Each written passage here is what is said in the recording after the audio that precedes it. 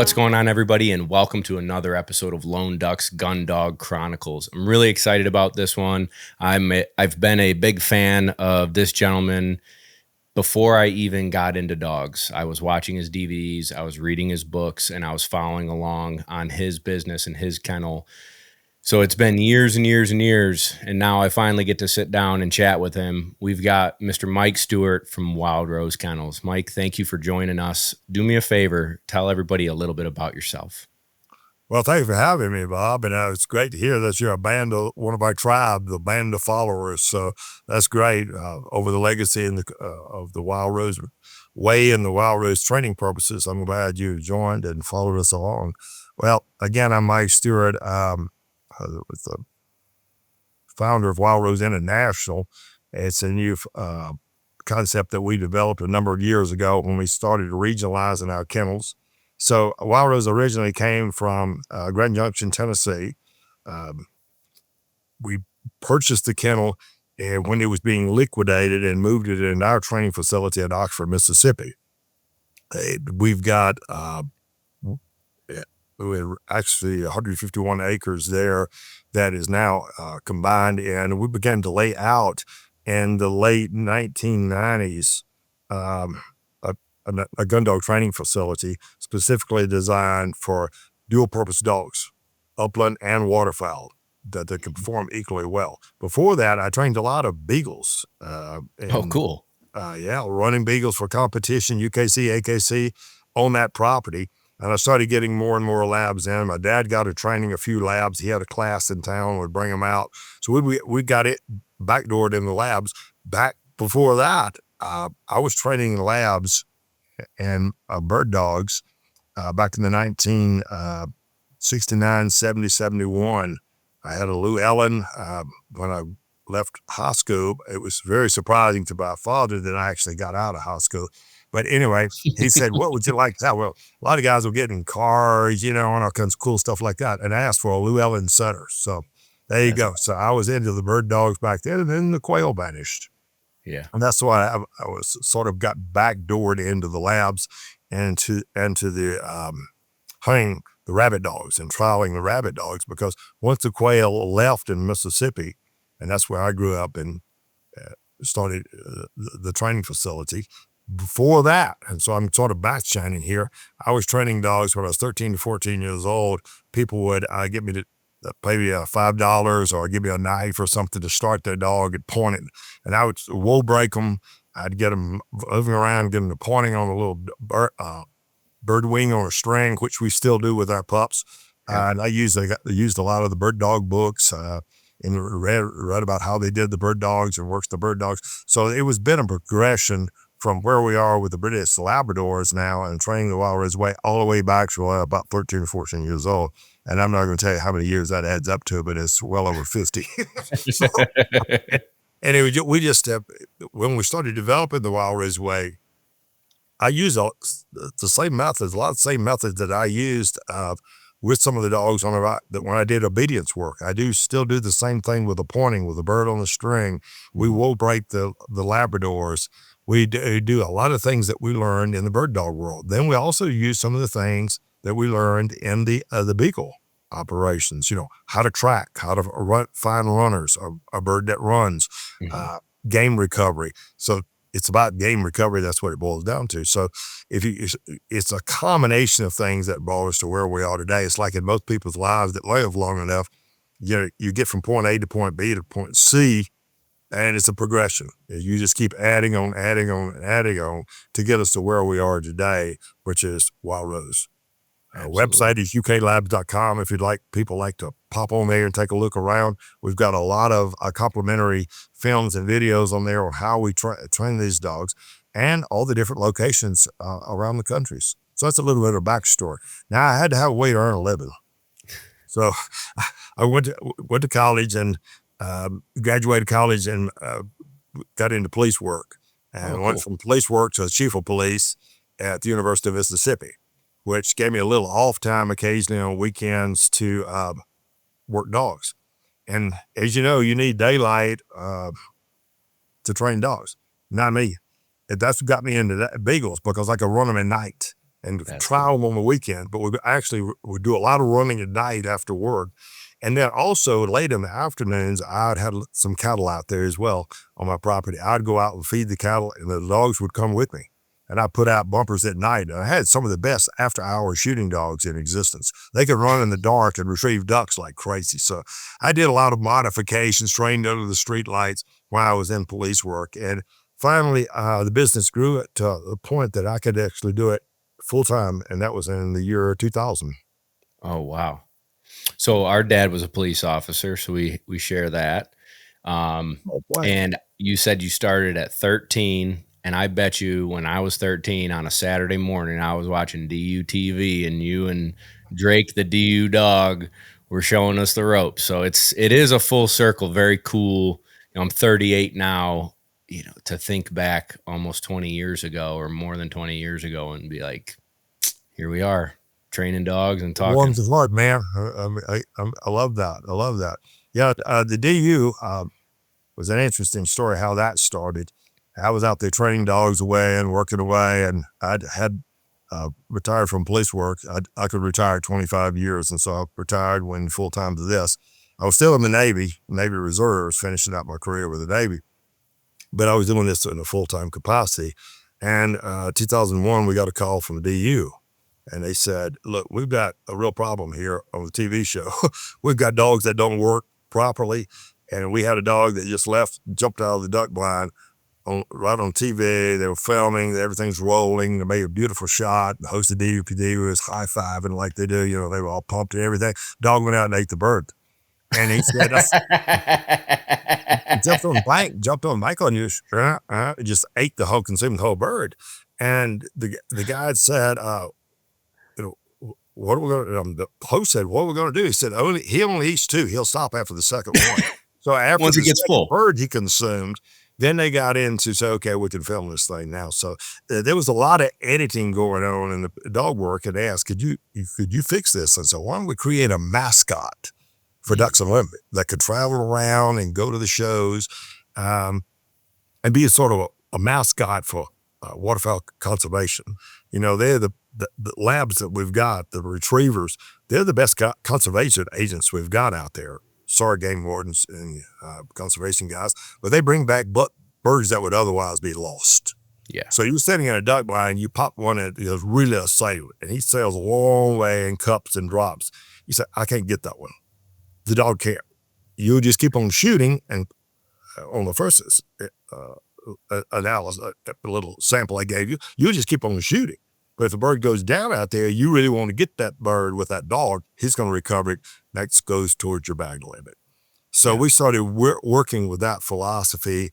I brought in the kids with the Green Wing. We started doing a lot of things. Then we hopped on DU TV in 2001. And Drake was the first limited dog. We started the Drake series, and we came up with the idea, let's give a training tip every week and follow Drake as a pup all the way up. And we followed him every week in the series until we went to Ireland and ran in the RSC International Gundog trial over there. And my team won it. The first time in U.S. history. So then we had to say, okay, he's getting old. What are we going to do now? So we got another DU dog and started rolling him with his sister. So we had, his name was Susie. Her name was Susie, the sister of the dog. And Deke.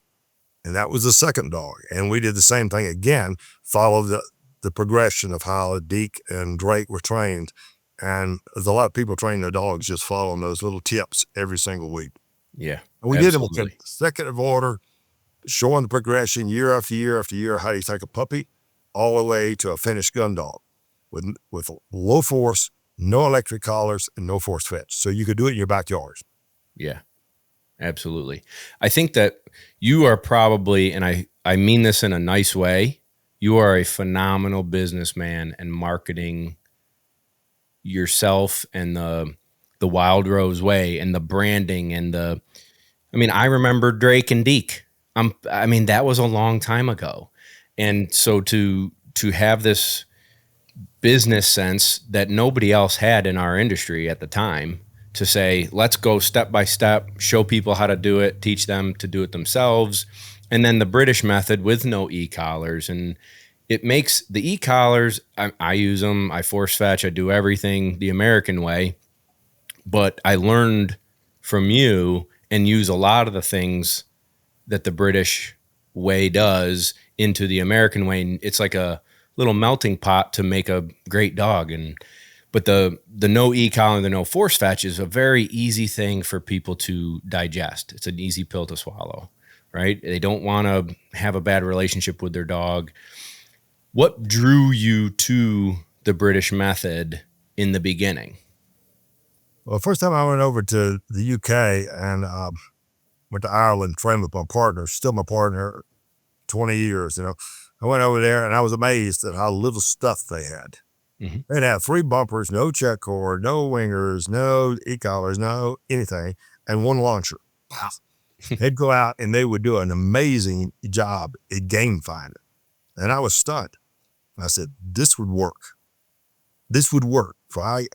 You don't have to put any force on the dog. You don't have to have a whole lot of talent in animal training. You can just use the basic methods that they used, and I brought that back and incorporated it with the beagles, the bird dogs, and the waterfowl that we do work over here. They don't know much about decoys. They don't know much about big water. They don't know anything about the duck blind, ramps, going up and down ramps, getting in dog hides, any of that type of thing. They don't know. That's a foreign language to them. So that had to be added over here. I remember I had a field trial champion that was actually Deke's dad. And I taught him to quarter and flush to work quail. He was brilliant at it. Now, they call that sweeping. After a drive, and they shoot down the birds, and at the end of the drive, when the guns are walking around going to the next peg or the next shoot, they'll have the guy sweep. So I just took him and started sweeping and working him behind bird dogs. And I remember a partner coming over and going out in the field with me, and I showed him what I had done. He said, "You've earned a perfectly good field trial champion." I thought he was only learned a dog. So we had to incorporate a lot of things for upland that they don't do. Quartering, flushing. We had how to work behind bird dogs. They want to chase the bird dog. They didn't want to work as a team. And on a point. What happens when the dog goes in on a point? How do you work a strike dog? All that thing had to be added over here. But the basics of how they train through repetition, consistency, and their goal is game finding, not precision handling. They want to put the dog in the cover and let him work. Yeah. I like that. That's like a bird dog guy. So I could understand that. And I started, every time I would go over, I'd bring another piece of that back and incorporate it into our mixture till we came up with the Wildrose way. Yeah. They don't take the dogs into public settings that much. A few of them do. They'll take them down to the pub, and have a pint. Most of them don't. They're not that well socialized. We needed a dog that was a 365 dog. I wanted a dog that was prepared to go anywhere. Yeah. If you wanted to go to Orvis Lodge, they'll let you in. That's a Wildrose dog, come on in. If you wanted to go out to a nursing home and visit the people there and let them experience the dogs, you can go. So yeah. I wanted a dog that you could take anywhere, anytime, under any conditions. And that's what led us to the adventure dog later on as well. The outside sports, which we can get to. But that's the things I gleaned from the British, the Irish trainers, the Scottish trainers that I brought back. And so that's when we could take the U.S. team, water it down from the U.S. way we train over here, and make us win at their game, which happened. So tell me about that experience going over there and being the first team to whip some UK butt. Well, we got our sponsors together, and we needed a 4-man team to compete. And it was the RSC, P&O RSC Gundog International. So there was teams from all over the country. We had Ireland, Southern Ireland, Northern Ireland. We had Wales, we had England, and we had one Scotland and one foreign country. I think it was Germany, maybe Denmark. It was Denmark. Okay. We all competed, and each dog got points, and it was a team effort that won. But we ran 3 other working tests over there. They're not real trials. They're working tests. And so the working test, we ran 3 others, and we sort of stumbled around on the first couple of them and kind of in second and third. And I started watching what we were messing up with. One of the things that they were knocking points off us for was, and this would be interesting to a lot of viewers, we'd send the dog back, and our handlers were turning and having them turn around and finish and then hand them the bump. That's not what they wanted. They want a dog to come straight in and give you that bird. They're about getting birds in the back. Okay?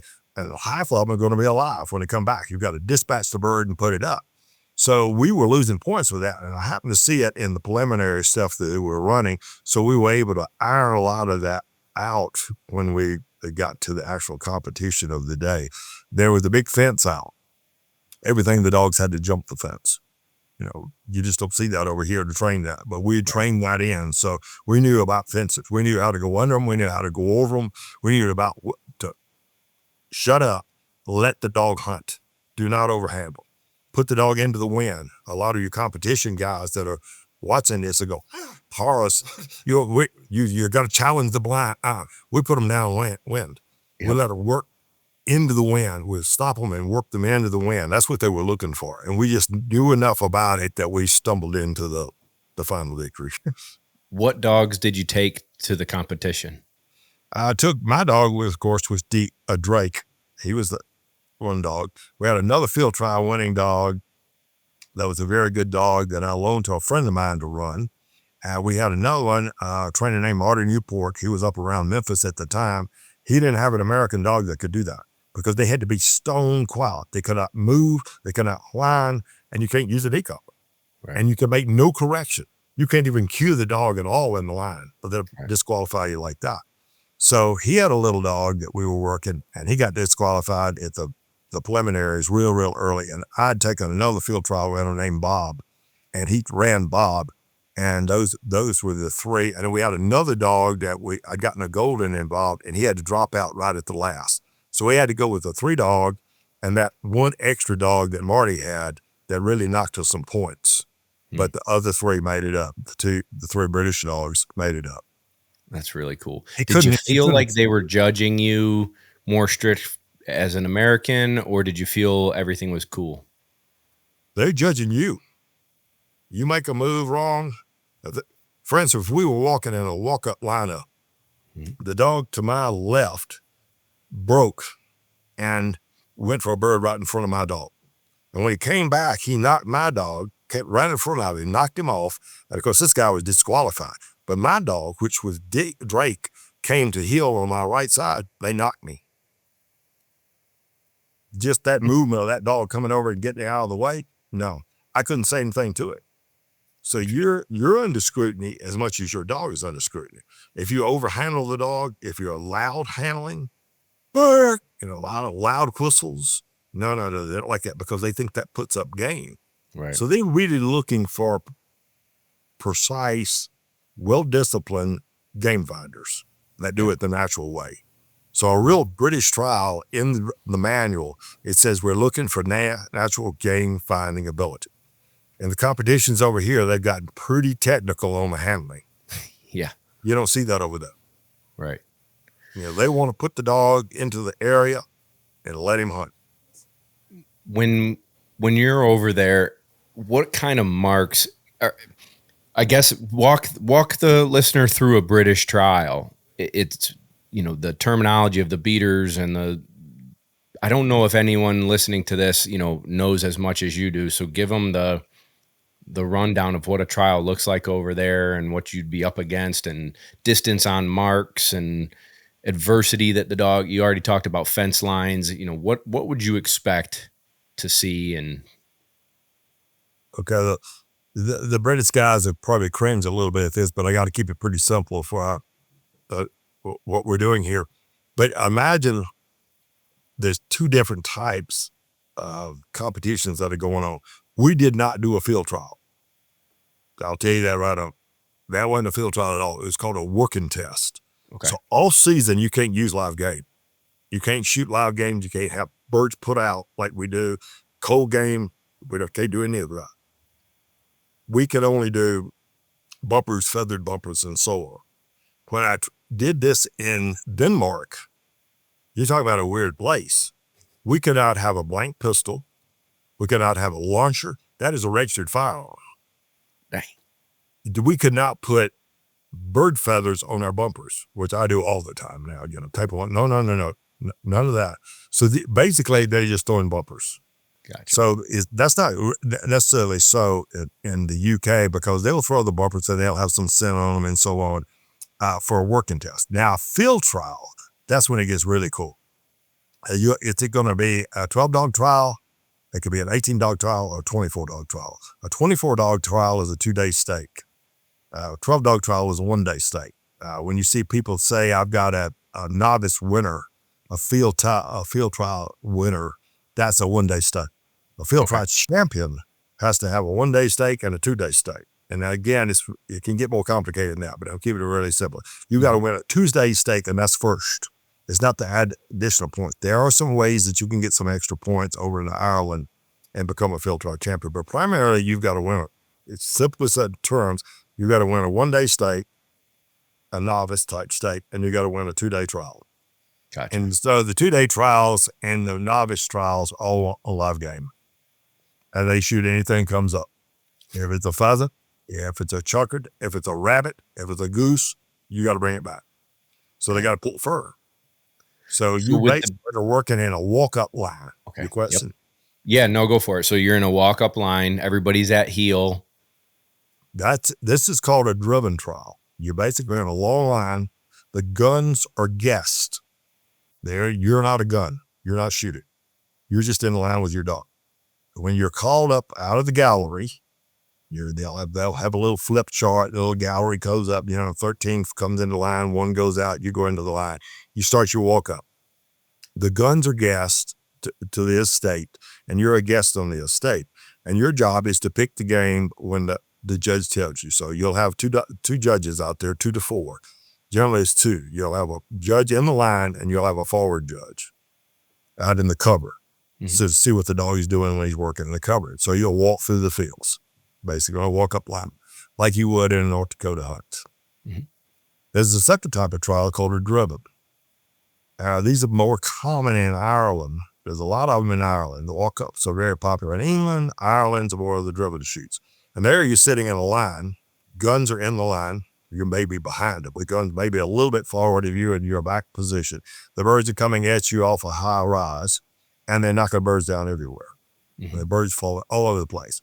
And then they'll blow the whistle. Everything stops. Birds are everywhere. And the judge may pick up some of the short birds. They don't want the short birds. They want the long ones. And they'll tell you which bird to pick. Mm-hmm. So if you're a spotter like I was a couple of times over, which is really fun, you're spotting the birds down. And you're putting little X's on your little pad that you've got. You got trees and everything, just trying to mark them off and tell them where the bird is. And then they'll pick up the short birds. And they'll look at you and say, okay, number 13. And they'll stick his cane in the ground. So you can't go forward to that. I'm told there's a bird by that tree at 75 yards out there, maybe to the right of the tree. Pick it. You don't really know where it is. So you got to put your dog in there and let him work. Mm-hmm. You can handle as long as you're making progress. They'll let you handle. But once your dog gets out of the area, he's not hunting, he's not handling anymore, and he's basically off the whistle and not casting directly anymore, they'll call you up. Mm-hmm. The next guy drops into the line and said, okay, number 14, see if you can pick that bird. If this 14 goes in there and picks it, it's called an eye wipe. So number 13's gone. He goes to the house. Back to the tree. It's like basketball knockout. He's knockout. That's it. Yeah. So, but if not, say number 14 doesn't get it. And I saw this happen one time on the final drive of Kane's grandmother. That's how far this one was back. Now, that's telling you how old I am now. Kane, and then it was Deke, and he's gone now, and over here is his son, and he's 4 years old. So you know how old his grandmother was when I was there. And it was on the Queen's estate, and the Queen's trainer was the judge. And he put about 6 dogs out in this open field across a creek into an open field, and no dog could get it. And that rascal walked all the way around, crossed that creek, walked out in that field to pick that bird up. All 6 were gone. Bam. So if the judge can walk out there and find that bird after you've been in the area, now if the dog never gets to the area, it's not an outright. But if he gets in the area and they hunt, they can go through 2 or 3 dogs on a driven or a walk up on just hunting that one bird right there to see which dog can find it. So that's the simplistic view of a British trial, and they're huge exciting. Yeah, I bet it's really fun to watch. And it's the actual hunt. It's the real thing. And the bird get big knocked down. I saw one guy, a rabbit jumped up, pop, they shot the rabbit, said pick it. So you never know what you got. It's definitely different than an American hunt test or field trial where the bird lands where the bird lands, unless it's a live fire. And the grouse is pretty rolling hills. It looks like a golf course. I've been standing in kale waist deep. I don't know how the dogs are looking up over the top of kale, nothing but running out a solid field of kale. Deep cover. They believe in getting in the cover. What are some attributes of a British lab? So I have how do I want to say this? The way I put it, because I get asked all the time, should I get a British? Should I get American? Should I get an English? Should I get a this? Should I get a that? A good dog is a good dog, in my book. I've trained a lot of wonderful showbred English labs. I've trained a boatload of American, and I've trained a small boatload of British, from Barton's lines at Southern Oak, your lines, Double T, some of the bigger name British breeders in the country. I've gotten my hands on a bunch of their dogs, and to me, a good dog is a good dog. And so, what to you? Because they're all generalizations, right? There are some probably British labs that lean a little more hot and some that lean a little more cooler and calmer. What is your definition of a great British Labrador? Well, from a little bit historic, 30 years ago when I got into the British lines, I was amazed at their sending ability, their temperament, and the ease of training, the intelligence. They had natural ability. That's what I was looking for. One man made. And I had a lot of American dogs like you. I was training bird dogs. I was training American dogs. They were hard to steady up. They're hard to get transferred over to my class to hunt because they were so punched, so geared. And I said, these little dogs, they work really, really well. But before that, if you look back, all these Labradors came from the original lines came from England. Right. Everything you got out here is descendants. So the argument is that British and American, it's all the same. They're all a pool of genetics that have just been thrown in for decades and decades. The majority of people know the history of the British Labrador they actually came from Newfoundland, and they were fishing dogs. And they were with the fleets over there, and they didn't look anything like the labs we've got now. And so I made the comment before, they're crossbred. They've got a lot of things bred into them. They've got flat coats bred in them. They got curly coats bred in them. They got all kinds of different dogs bred into them.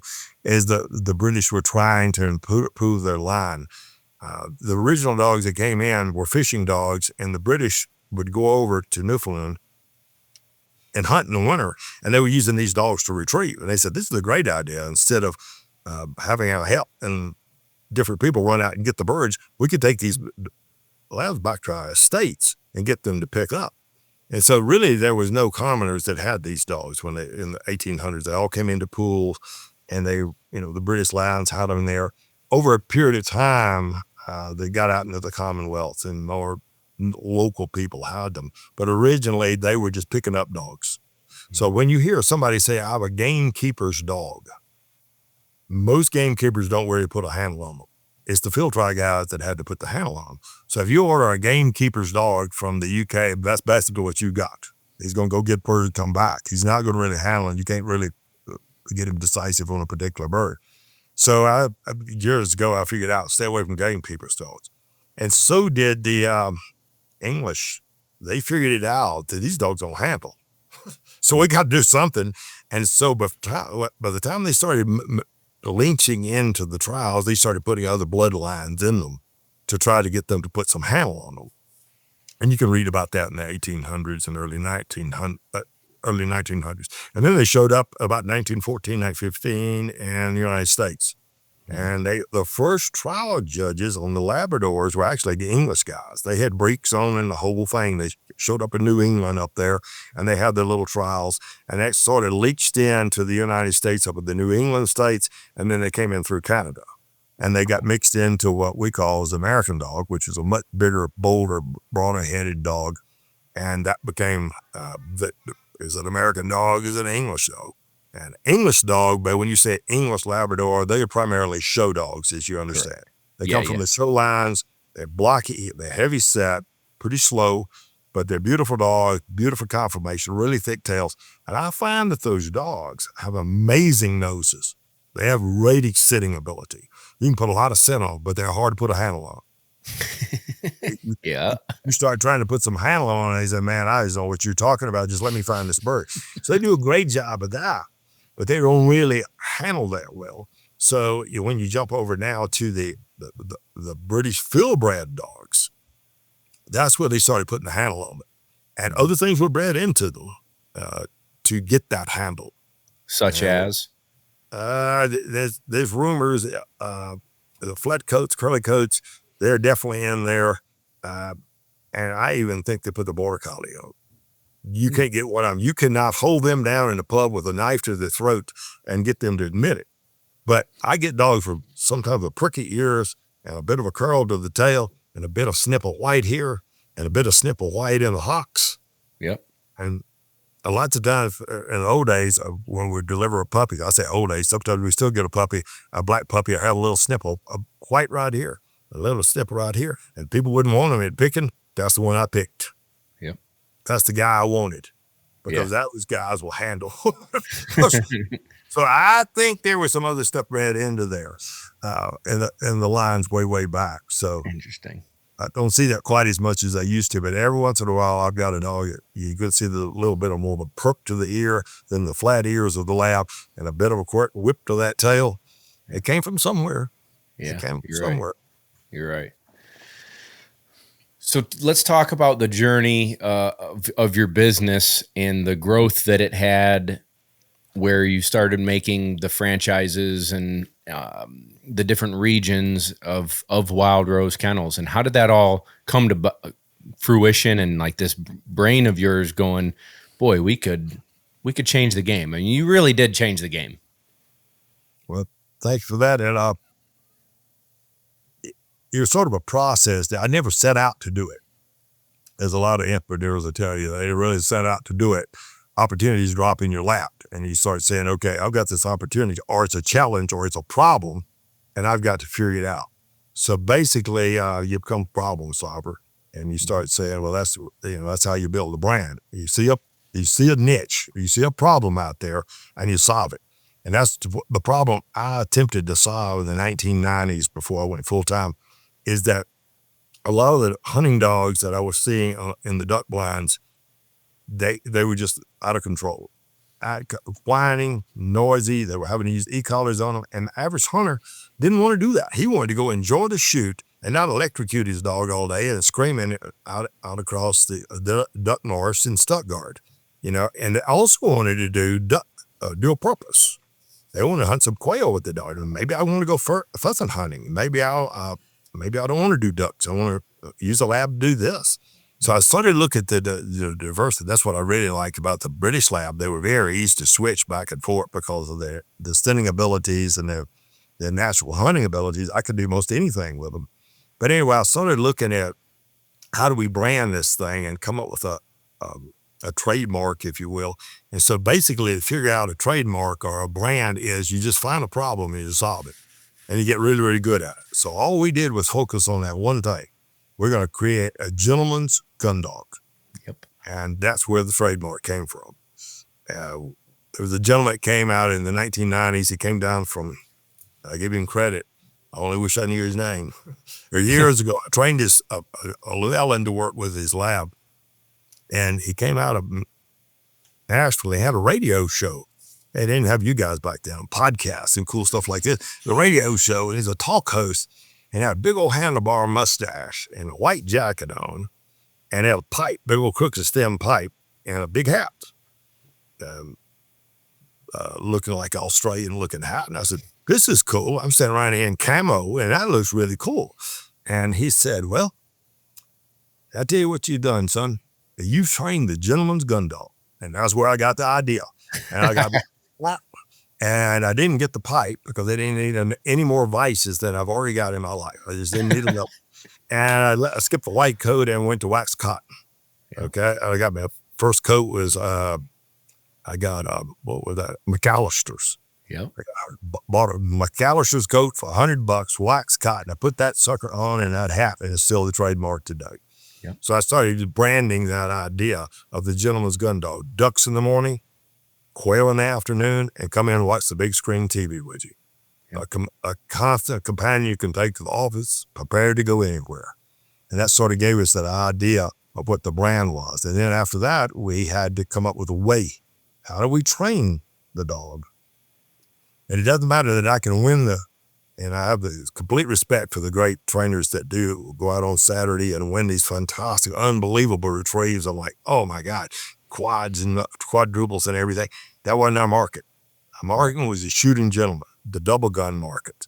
Yep. And that's what we specifically went after, is a dog that you could take hunting, be proud of in the duck blind, is not going to embarrass you, go gets the bird, brings it back, preferably uneaten, it delivers it to hand, gets in the blind, and shuts up.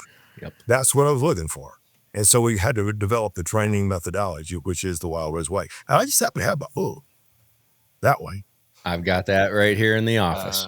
I got that. This is Deke, and his daddy was Kane, the field trial champion from Scotland I told you about. Yep. And I had a guy from Orvis come down, and I was training at the Orvis Sunday Owner doing a workshop.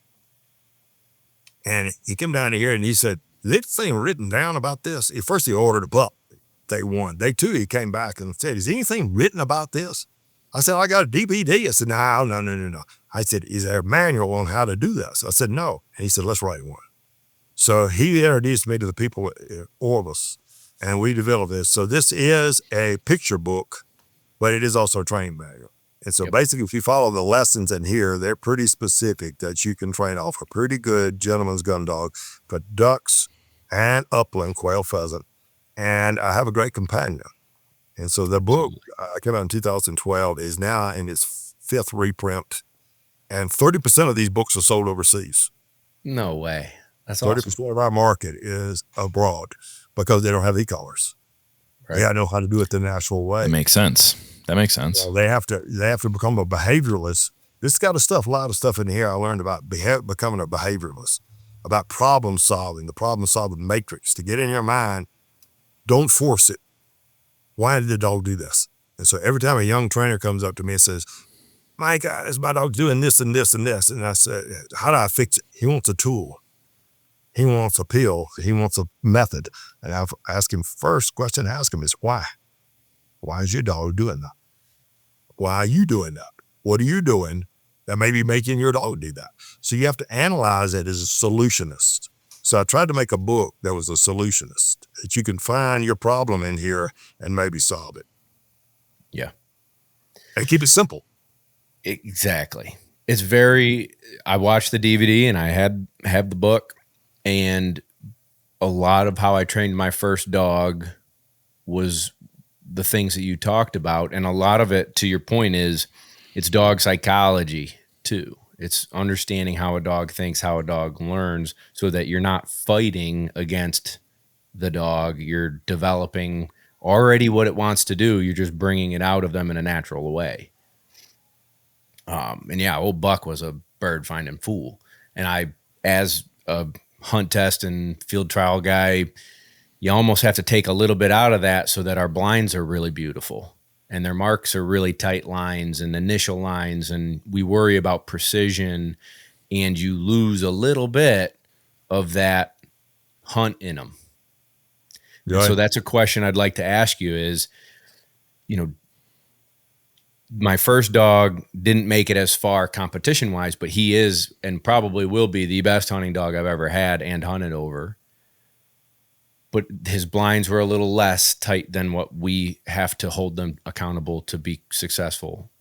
How would you suggest developing a happy medium in a dog? like let's say I got a master title already. So now my precision, we hit our goals. Now I want to relax on the dog and let it develop a little bit more of that hunt, a little bit more natural ebb and flow, give and take between me and the dog. Well, that's an interesting question. First off, you really have to say, what is my purpose? And so your purpose was to win the trials. Okay, that's a different way that I train. Okay, Correct. But I've taken the methods that a lot of people have taken the methods that I've used, and they win trials. So there is an overlay there. It does work. I've got some 500-point UKC dogs out there that have carried it on, but they have to work a little bit harder at it without the e-comm and a little bit harder without forced fetch. You may have to work a little bit harder to achieve those long precision lines on it without burning them if they cheat. In the British world, if the dog cheats, he's smart. He's the one the bite, jumps in, gets back on the bite and comes back. He got back into the fight. That's what I want a dog to do. I want the dog to take a straight line to the down and take the best way back, the fastest way back to get back into the action. We want to get back into the fight because we're about game recovery. And so you have to really define in your mindset is, what is my purpose? Is it game recovery or is it going to be the test? And you may not be complementing one another. So if you're taking a test dog and you want to flip him over to game recovery, that's not particularly hard to do. You're just going to start working his nose. Mm-hmm. The nose should be there. Unfortunately, and I'm going to get in trouble for this, some of the noses have been bred out of the American field trial lines. I was talking about field trial lines, not hunt test line, because they don't want them using their nose. They want them using their eyes. They may be splendid markers, but they don't want them to use the wind. They don't want them to work into cover. My dogs are going to pull the cover. They're going to work the wind. They'll hit the wind and just double. That's what they want to see. They don't want that. So we're going to have to re-engineer that dog that's using his eyes to use his nose. And I'm at my facility in Colorado. And when I get the dogs in out here, they're usually experienced dogs. And they're coming back for retraining at 9,000 feet. And they want to get them out of the heat. And what I'm finding out here for the first 30 days, I'm struggling with nose. They forgot that. They're using their eyes. They use a lot of marks in their training. They're using a lot of short grass. They don't have the grasslands. So what I have to do is go back to the basics. So I would tell that guy, you got to go back to the basics and start, instead of using eyes, start using nose. And get him. And the second thing is to get the dog to trust you. If he smells something or he's on the wrong thing, you can stop him and put him into another area. You got to move him. And so the field trial dogs, or the hunt test dogs, competition dogs, like a master hunter is going to handle like a greenling. That's not the issue. You got to get them to hunt. Right. So I think you add the hunting into the equation and you'll be good to go.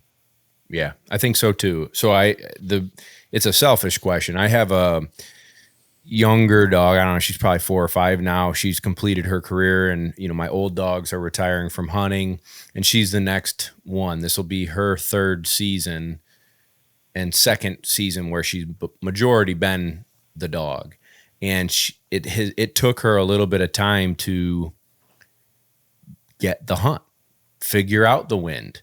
Don't look to me.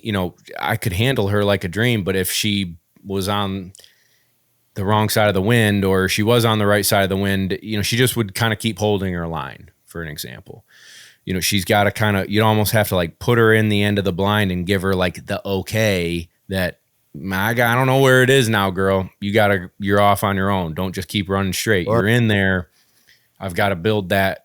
I've got to teach it. I've never taught it to have like get to an area of the fall on a blind and then stop her and go like, toot, toot, toot, toot, toot, or, some sort of other thing where she goes, oh, now I hunt. So you asked me how to do it? Yeah, if you had a suggestion or, because I'm sure there's other people that have ran into that. You start very, very close. Mm-hmm. Really, really close. And I'm going to start with a small scented object that she particularly likes. Mm-hmm. It could be a puppy bumper with a feather on it, and I'll roll some scent on it. Another good thing we do is we save a lot of game birds, cut the wings off, put them in the freezer, take them out, tape them on there, use them for 2 days. And then the scent starts changing because the feathers decomposing basically. And your scent signature is different. And then I'm just going to go out there and toss it in the cover. First, I'll let her see it. And then I'm going to do what is called a trailing memory. Yep. Pitch it in the thickest cover and walk back. Turn around, count to 10, let her calm down. When she goes, send her. When she got caught, let her go and then hunt it. And then I'm going to start using unseens, pitching them into the grass. As I'm walking along, I go run out my drills, come back, hunt them up. You got to have a hunt command. High loss, dead. I use high loss.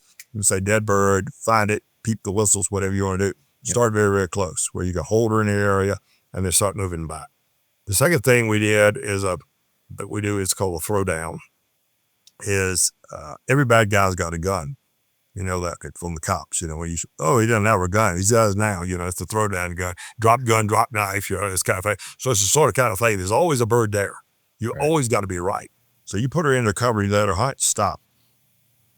Hunt, stop. It's really close in too. Get 3 stops. And when she's not looking, pitch it in, and you're the smartest guy in the room.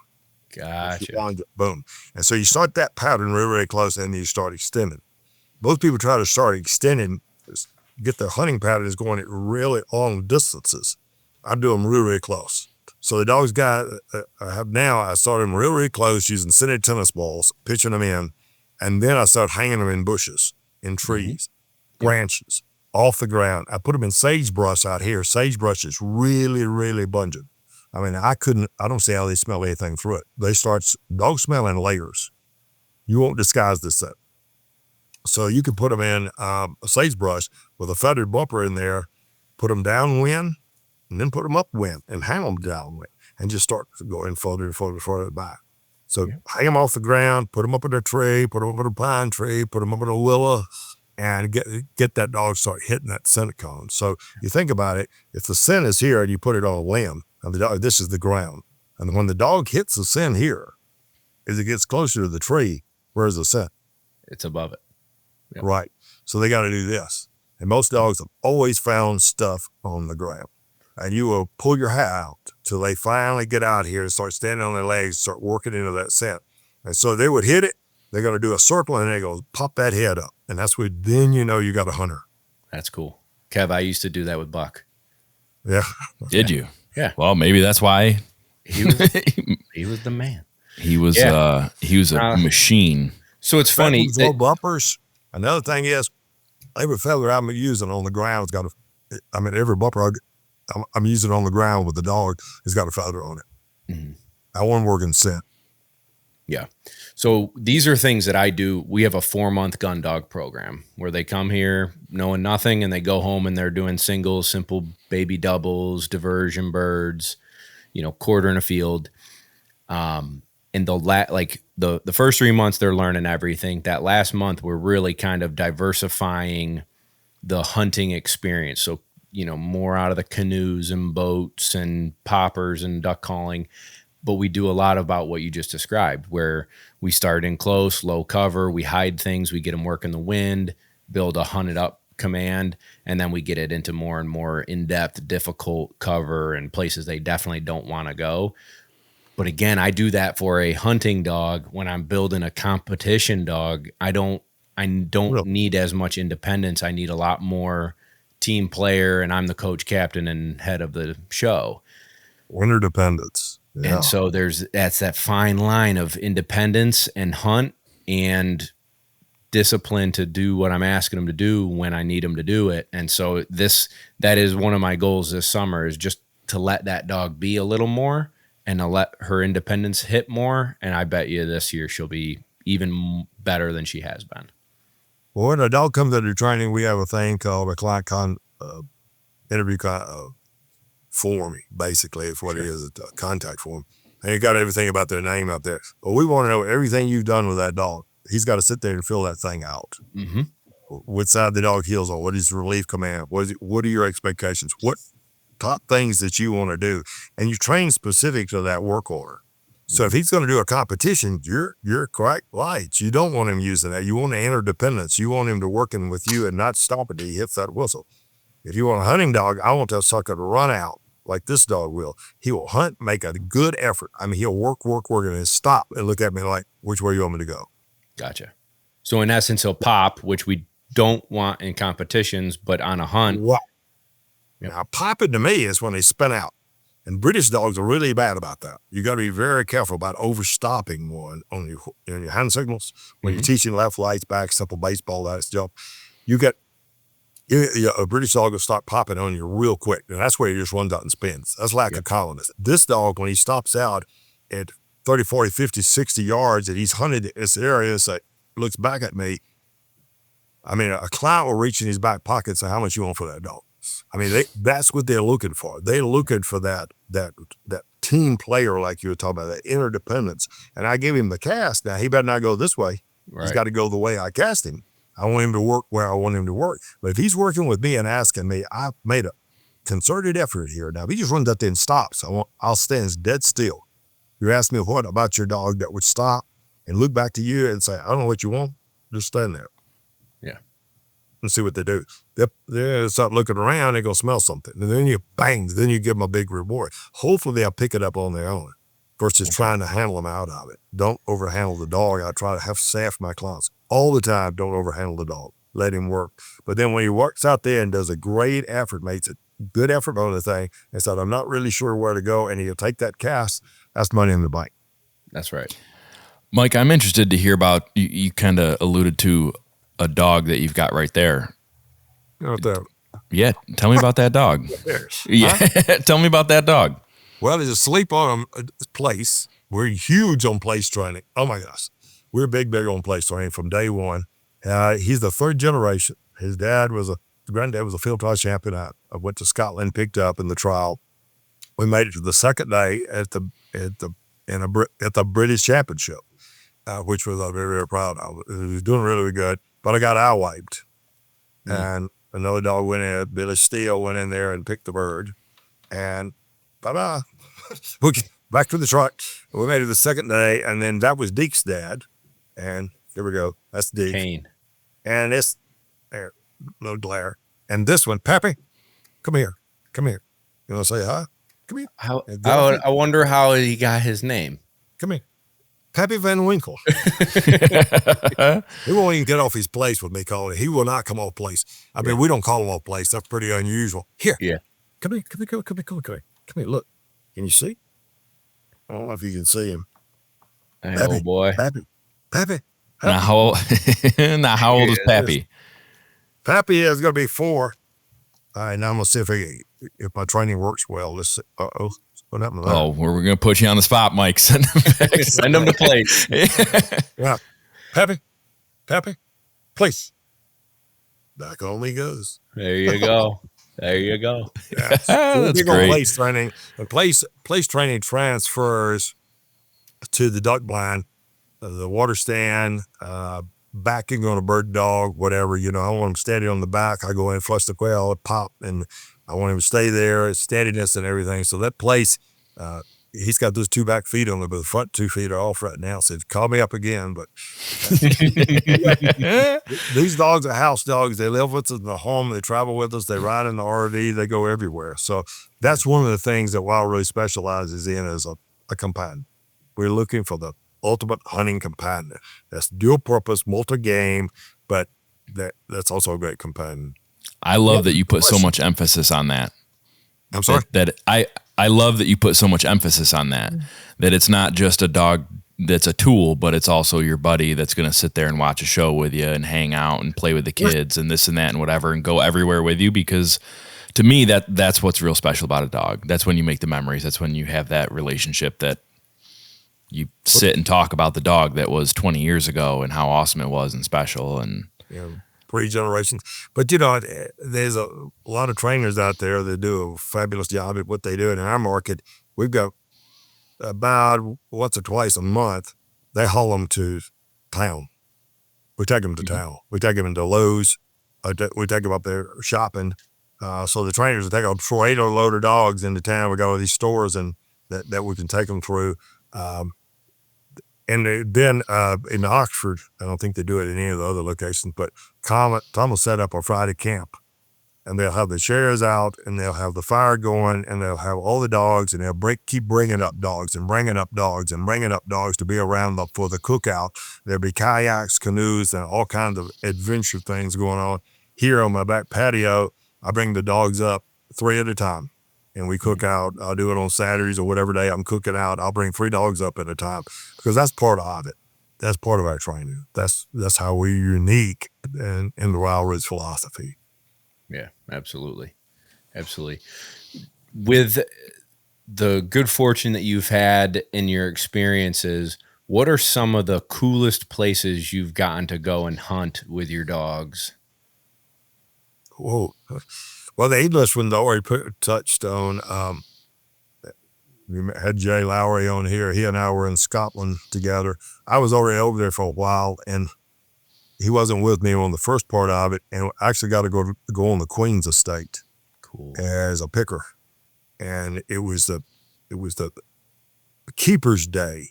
At the end of the season, they'll have the keepers can come and shoot. And so we were picking up on hares. Cool. These are not rabbits. These things are gigantic. And they run like deer. I mean, these things are fast, and they would start miles apart. It was unbelievable. They put out all these guns and all these dogs, and we compressed and compressed and compressed and compressed and compressed until we got these hares running across these fields, and these guys would whack them. And then we had to put loads of loads at them, and the dogs would bring them back, and the things were hanging out both sides of their mouth. From the waist down, that hair would hang. Wow. They were unbelievable. And the Queen State didn't really like. I was going to write an article about it. I said, this is going to be the coolest thing ever. I had my camera going. And one night at the pub where I was staying, the head keeper from Sanger came to see me. That was a privilege. I thought, wow, the head keeper's coming to see me. He wants an interview, you know. He said, you can't write that article. I said, what? I said, you can't write that article. The Queen would be in so much trouble about shooting these hares. I said, some people think they're sacred. Anyway, we're over here whacking them, and you're going to write an article about it. Man, I just got to ask you, don't write that article. So I said, okay. The next day I went out, and I made some nice pictures of it. I got to meet her husband, drove up in a Land Rover with all these guys standing around with guns and everything, and got out. His old codger guy got out and looked at all the hares and everything. And so that was a pretty neat experience to meet the Queen's husband and get to see him out there and actually hunt on the Queen's estate. That's wild. So he isn't allowed to be called the king? Pardon me? He's not allowed to be the king? Well, I know that was his son is the king. Okay. This is the old guy. He was married to the Queen, you know. What was he called? He was the Prince of Wales, I believe. I don't know what they actually call him. Anyway. That's really cool. He was big fan about, he loved to hunt and loved guns. And the Queen's, I did go to the Queen's kennel. I met the Queen's cocker, her special cocker. And I hunted Africa. That was interesting. Wing shooting in Africa. We had all types of doves, 7 different types of doves, Franklin, and ducks, and all picked up with British labs. It was in pointers. So did you bring your own dogs over there? You know, I was my idea was, you know, you were talking about success in business. I've had a lot of them didn't work out. A lot of ideas, you know, and the idea of the Queen, writing the story about the Queen, that didn't work out. It never got published. And then the idea I was going to bring in these Labradors that were trained in they use British labs in Africa. And I hooked up with this guy, and we went over there, and we were going to start importing them. Mm-hmm. And bringing them over, fly them out of Ladysmith straight into Memphis, Tennessee, and then deliver them over there, and they would get fabulous amount of game work over there, just scads of game. And that never really materialized. It was idea. I spent 2 weeks over there shooting with them and setting everything up. And they have these pointers over there. You guys pointers at all? They got these real Italian looking pointers, huge noses with a deep stop. Their nose is sort of goes in an arc. I mean, like this, like a cup right here. Beautiful thing. Big, stocky dogs, and we're going to import some of those things. Never really been seen over here. I thought this is going to be a great market, but it was just the logistics didn't work out. And then 9/11 hit.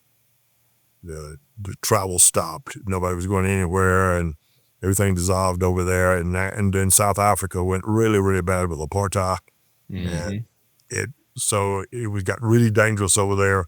I mean, the last time I was there, everybody was carrying 9mm and locking all the doors. And I got up one night and turned the lights off, and the guy was hosting me. They said, "Don't ever turn those lights off."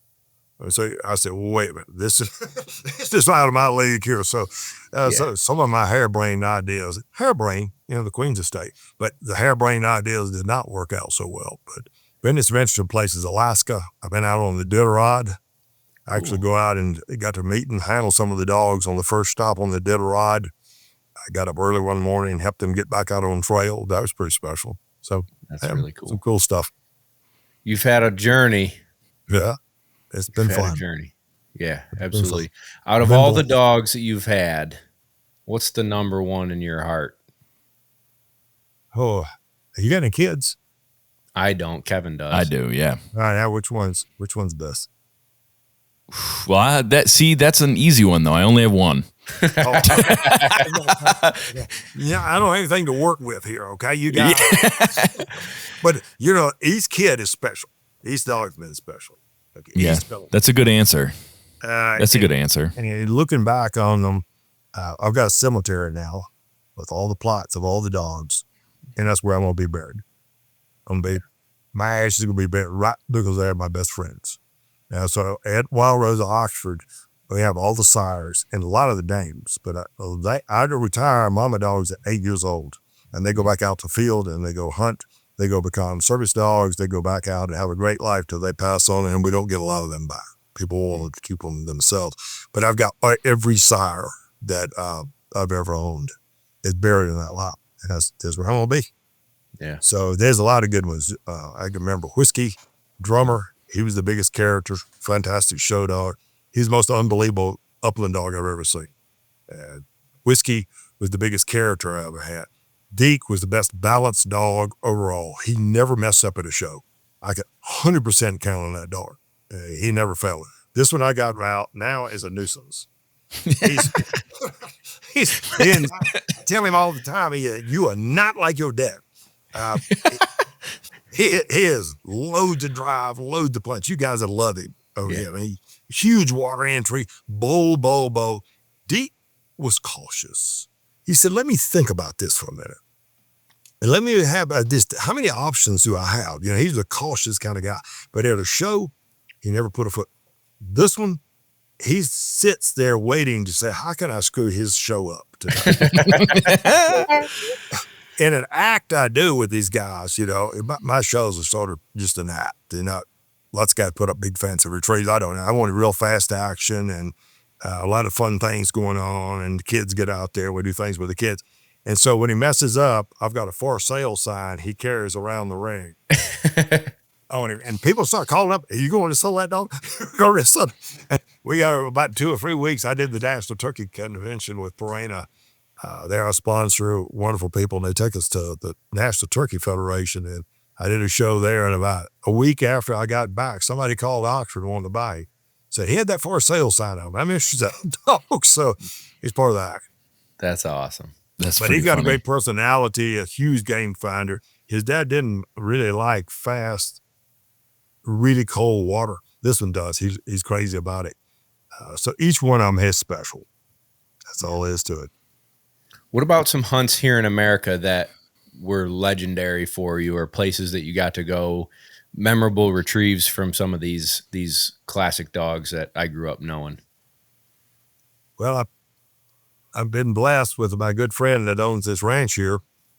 This is a gorgeous place to train dogs in the summer. It's at 9,000 feet. Morning times are cool.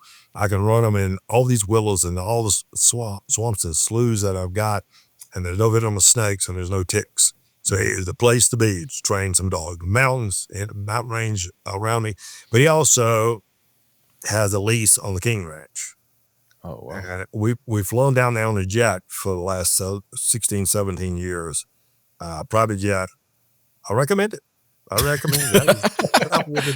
That's good to know. Okay, you bet these big trailers and air conditioning. No. Now you're not when you get on jet. I'm all about the jet. And so we have trained these dogs to fly. A lot of our clients fly these dogs. Right. So we take them on the airplanes and we put them on the planes and we teach them how to handle them. And so people like JetNet and a few other commercial operations, they know the Wildrose dog. If there's a Wildrose dog, they let it all play. Cool. So that's pretty cool. Anyway, we sort of gained a reputation in the jet set crowd. He flies us to a place called Encino Ranch, the King Ranch. And that is legendary.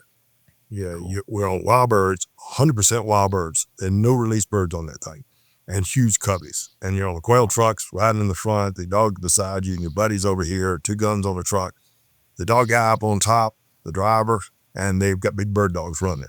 Cool. And we cover miles of just mesquite is some of the most beautiful terrain that you can imagine, 40 miles from the border. That's pretty special fun. That's really cool. And you bail off the trucks and you're moving fast on the point because those things run like deer. They do not hold like putting tight birds around or like I grew up with on a Mississippi quail. Those things run. And so you got to get behind them and get up and fast. Pheasants. Bob White? Bobby? Bob White? Oh, yeah. Yeah, okay. Bob Whites. Bob Whites. They're not gambles there. And then the Dakotas has been very, very great out in the North Dakota. Beautiful country out there. Old Shep Lawton was our photographer that traveled with me for years, did all the photos in my book, passed away now. He and I used to go out there together every year, take Wildrose clients. And we still take clients on hunts, and those are very special to me. We did one this past year at Iowa, and we took 26 people and 26 guns, 26 Wildrose clients for 4 days of pheasant and quail. And I love those kinds of hunts where you got everybody together and everybody's on Wildrose dogs and there's no competition. Everybody's helping each other out and they're bagging on the dogs and they're cussing their dogs and good food. And those are pretty special. That's awesome. That's really cool. Do you have any good? Those are all upland, aren't they? Yeah, duck hunting wise with Nebraska hunt I did for a TV show and I've forgotten what title it is. I wish I'd looked it up before I got on it. And the show was going sideways. It was bloody cold and you couldn't see. I mean, it was blowing sideways. Deke was still with me and he said, this ain't real duck hunting. He was down in the bar, cold pit, freezing to death. I told you he didn't like cold weather that much. He did the job. He did a wonderful job. We had some great footage out of it because these gigantic, big greenheads were just coming point blank out of snow. And the footage was fantastic. And the retrieves, he had to go out of the blind, down the water, back up on the other side, pick it. So we got a lot of great footage with the drones. That was pretty special. Was that the Platte River? It's Platte. Yeah. Yep. That's a bucket list place I want to go. It was Nebraska. The first day was okay. It was cold and we had some really good filming because it was clear. The next day, the host of the show didn't want to go out.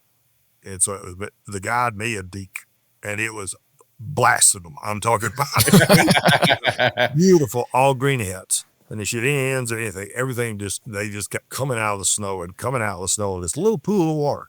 It was not as big as wide as probably where you're sitting in the room. And they all wanted in that one spot.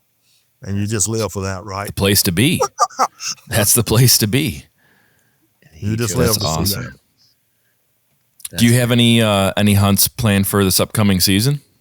I'll go back.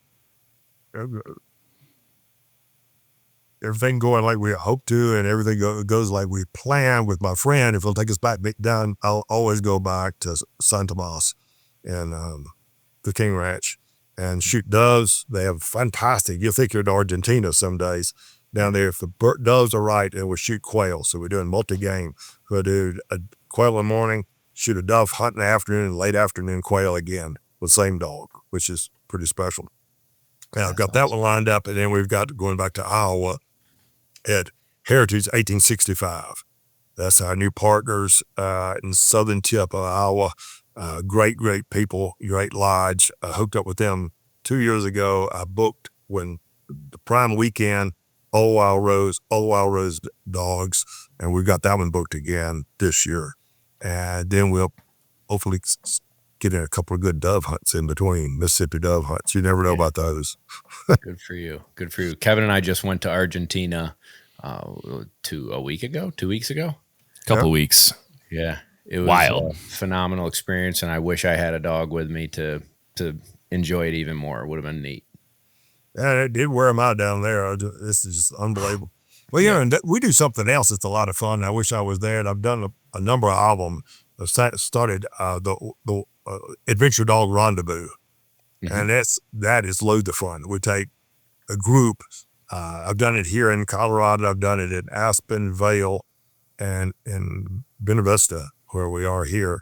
And now, and we're moving around now. We've done it 2 years at a place in Ozarks, one of our facilities there. That's our winter training on the river. And then we've got it the last 2 years. And this year and this weekend, it will be in the Smoky Mountains. Cool. When Oh, the nice. dogs come in, we take any breed of sporting dog and we prep them and train them, and then they go extreme. Yeah. Yeah. So they're going to do whitewater. They're going to do mountain biking. They're going to do hike up into the mountains. We do all kinds of. Sometimes we have an airplane. We take them up in an aircraft. Sometimes we have. One time we had horses. I had to work with horses. They have to work on ATVs. They have to work on all kinds of different skill sets, paddle boards, kayaks. But we got some Class 2 rapids there going on this weekend. That's wild. It's pretty close. So it's called. The adventure dogs are very popular with us. I found that there's a lot of people out there that love labs and sporting dogs, but they don't hunt. Right. So we opened that market in 2007 out here in the Rockies, and it's become very, very popular. And a good percentage of our dogs, that's what they do, is they just adventure, outside adventures, hiking, biking, camping, canoeing. We have 14 different skill sets we can certify them on. And so you select, when you send your dog into training, what you want your dog to do. We run them through them, and then they can earn merit badges. It's a great family thing, I think. It's sort of a basic sort of on the Boy Scouts of America to get the kids off the couch, and they can earn merit badges. We have a trail-rated, adventure dog certified, and master trucker. Now, master trucker is hard to get. So you got to do 12 of the 14 skill sets. Some people don't have an airplane. Okay, so some people get a horse and don't like horses. But you can drop 2 of the 14 skill sets to become a master trucker. Very cool. So you got a checklist you have to go through, and skiing, downhill skiing, squirging, cross country, all kinds of stuff that they have to do. Backpacking, camping. So that's like I said, I mean it in the best way possible. It's phenomenal marketing, because I in one piece of my business, it's just like our Gundog niche is super small. Then you scale it down even more when you talk about people who want to compete. You kept opening the abilities of these labs to everyone. And so now it's the adventure dog is just it's the market. It's everybody in America that wants an outgoing, can take your dog anywhere, from the coffee shop to the hiking trails to paddleboarding on your Sunday on the lake. It's phenomenal thinking outside of the box that most people in our industry never did. And it also did 2 things. What do you do with your dog in off season? Well, we train. Nothing constructive. He's just hanging out smoking cigarettes or laying on the couch, so you could do, you and the kids can go out and do this. The second thing I was looking at the family aspect. Moms can go do it with the kids, and we've got a lot of kids that go through these programs. The spouses go through the hunting dog in the winter. He's my dog in the summer. The other thing we found, it brought in some people that were not shooters at all. Mm-hmm. And they wanted an adventure dog. And next thing I know, they started taking shooting lessons and coming to our shooting competitions, like Double Gun and the Wildrose Cup. They started competing in those and coming in and doing our workshops and shooting with us. And so it had a reverse engineer to put some of them back into the shooting sports. I named a number of women that have done that, a couple of guys too, that started off as adventure dogs. I just wanted a dog to hang out and go camping with me. Next thing you know, they're buying guns. That's big too. Yeah, it's just building people and getting them, ingrained or at least comfortable with our sport, right? It's another person on our side and trying to, when they go to vote, they aren't going to vote against guns. Sure. Because they found out it's not so bad. Yeah. And we all know the shooting sport market is now a fast growth market with the young people. And I've got a lady that just picked up her dog. She's a physician from Colorado Springs.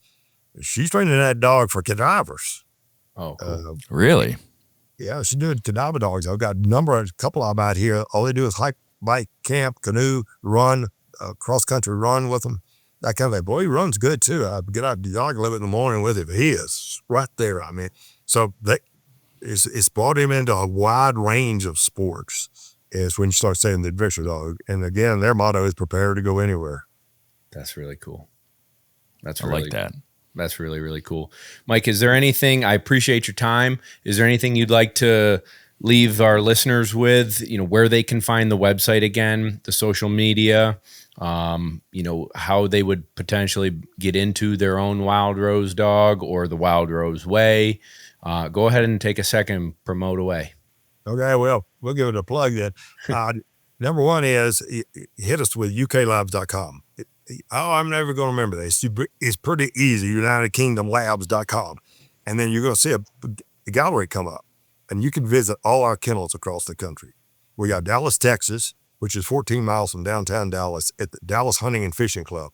It is the oldest shooting grounds west of the Mississippi River that's still operational. And it is phenomenal to go visit. So you got to have an appointment to get in the place. It's secured gate, all private, but we have a great facility there, and we do tours, and you could come by and see it. It's got a retail store there.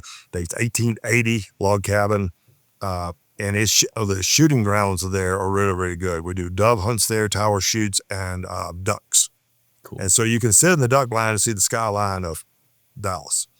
Number two is just outside of Raleigh, North Carolina. Actually, we're straight north of Chapel Hill at a place called Mebane, Hillsborough, North Carolina. A lot of writers and publishers are there. We're 18 miles from there, full service kennel there, and we're turning that one into a Lake Georgia habitat. Pine, we keep thinning the pines, burning, and we're planting all native grasses. Cool. And we got big lakes there for training as well, for waterfowl. We have a big flooded hardwood with ducks in it that are actually working the ducks. The third one is in Sheboygan, Wisconsin. It's just right outside of downtown Sheboygan. And it's a great resort town to go see. It's in the Bill. That's where we have Orvis Cup every fall. It's a competition that you're welcome to come and join. It's a one-day trial, 12-dog trial.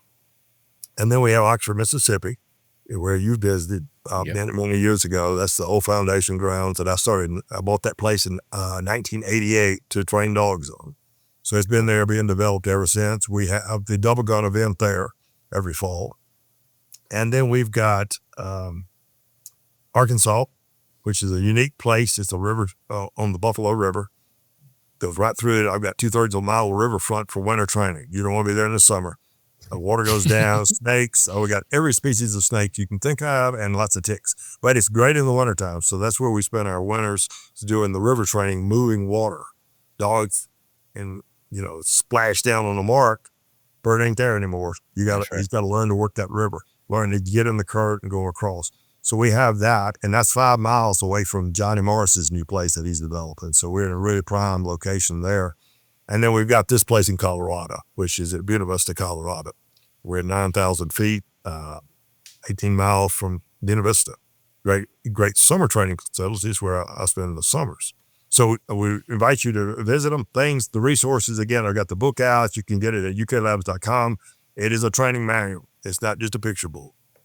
We have DVDs that we created that go along with the book, but nobody really has a DVD anymore. So we now have they're both downloadable versions. You can put them on your laptop and watch them. On the airplane, we ain't got anything else to do, but they go along with the book. It's the visual on how to do hole conditioning without force fetch. It's in the book, but now you can see it actually on the video. So we took it from you're going to do a DVD, we can do that. We also have Training the Wildrose Way on Facebook. It's a small group, but it's a group that you're going to get our answers. We don't have other people hanging around on there giving you answers, a lot of different answers. So if you put any questions on there, if you're commenting, it's going to be our clients and it's going to be our trainers. So it's sort of a little different approach, and people that are trying to get 180,000 people on there and they're getting all kind of confused and, do what? No, it's going to get us. And we watch it, we monitor it. If somebody puts something really stupid on there, we're on top of it. So the trainers do monitor that as well. So those are some resources you have. If you go on our main page, this is getting long, isn't it? Go on the main page, scroll down, all kinds of free stuff. complimentary stuff. We did one on how to train an upland dog, goes along with the book. Cool. But as a video selection, it's done with Tom Beckby clothing line out of Birmingham. We did it's a really nice, I think, really nice video of how you step by step to train. Then we have a section on there we did with Purina. So one of our main sponsors is Purina Pro Plan. It's a food of choice, a nutrition for choice for decades. And we did a series with them on how to start your pup. Cool. It won an Emmy. And it was Nice. won by 1 year by AKC, American Kennel Club, ran it on their site for 1 year on how to start a pup. So I'm standing there starting off with, well, so you got a pup. Now what are you going to do? And we take you through the steps of the pup. There's a lot of stuff out there on how to train a young dog, but it's not much on how to start the pup, from the place training, the crate training, and all those kind of stuff. Absolutely complimentary. I give the stuff away. There's over 120 to 140 videos on there we've done with Ducks Unlimited collection. We've done a number that we did ourselves. Absolutely complimentary. Every one of those are free, all complimentary. Love it. Mike, I love what you did for our industry and for the people. And I appreciate you taking time out of your day to spend time with Kevin and I and our listeners. Thank you so much. We really do appreciate it. And I hope we can do this again sometime. It was a privilege being with you. I appreciate it very much. Everybody who tuned in, I hope you know that we appreciate you week in and week out tuning in to another episode. We enjoyed it, and we'll catch you on the flip side.